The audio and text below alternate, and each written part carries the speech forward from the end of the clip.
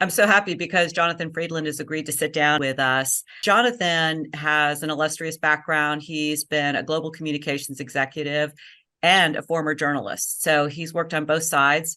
He's worked with the largest media companies in the world, Wall Street Journal, Disney, Netflix, and then a lot of European and Asian companies as well. I'm just going to do rapid fire questions and see what Jonathan has to say. So, what has changed more, journalism or how companies manage their public image? Well, I think companies began changing how they manage their public image well before journalism began to fully collapse.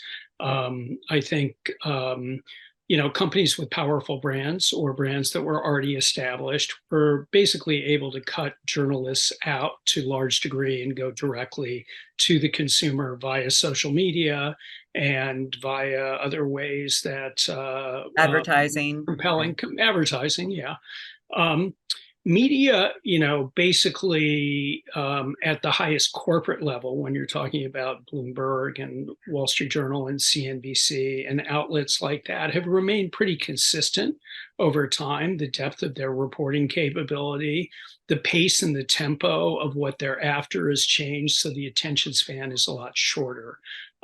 This actually gives rise to a change in corporate tactics where, you don't have to give air to a story, and you can certainly let things pass in a news cycle and sort of monitor it much more carefully before you determine what and how to do and how to respond. In the entertainment industry, you have the trades, those stories kind of percolate along. What do you put in terms of what values do you place on trade publications? Um, I think trade publications are for a very specific audience, and that audience is very intensely focused on it, but its reverberation outside that audience is extremely limited.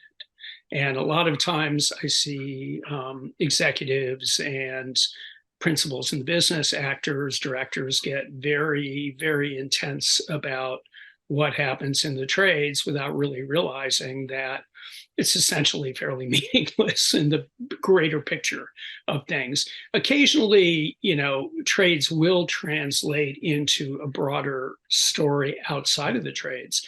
Well, I But would think investment community might look at that. So people, if yeah, you're publicly traded, the investment community sees that. So I would think that would be the concerns, right? I Not would say smart investors take that stuff with a grain of salt. interesting. So you just said before the collapse of the media industry. So is that what you believe we're in right now? I'm not disagreeing. I'm just Well, the economics of traditional media have become extraordinarily challenging, leaving just a handful of outlets that are, generating enough revenue to pay for their overhead. And that's largely due to the collapse in advertising occasioned by Google and Facebook, who've disintermediated. And the result has been pretty terrible from a sort of resources perspective. Um, Newsrooms are having to do just as much as ever or more with fewer people. And despite technology improving in many respects and making people's lives a lot easier, um, it hasn't led to better journalism. And it has led also to, I would say, a real gap at the local and regional level, which is very dangerous for democracy. well, we saw what happened with Santos, right? Where the New York Times wasn't even covering that election. Yeah. But, that brings us to the question about AI and the impact that that might have. Is that something that's going to spare journalism or help journalism in any way or creates its own can of I, worms? I mean, look, I read somewhere, this is not an original thought, but that right now AI is equivalent to having sort of a mediocre white collar executive, an additional, not very great person to help you out. I think it obviously will have lots of ramifications over time. It's pretty unclear now what those will be. It's obviously more helpful in many respects for companies, which can generate a great deal more for less money, a great deal more video, a great deal more social media content.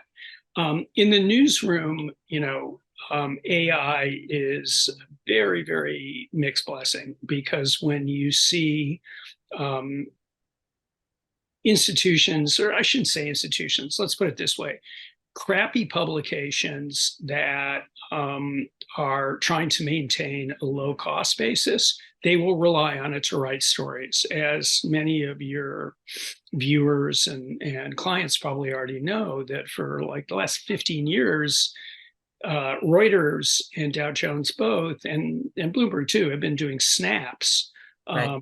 headlines generated by AI, largely in lower cost destinations like India.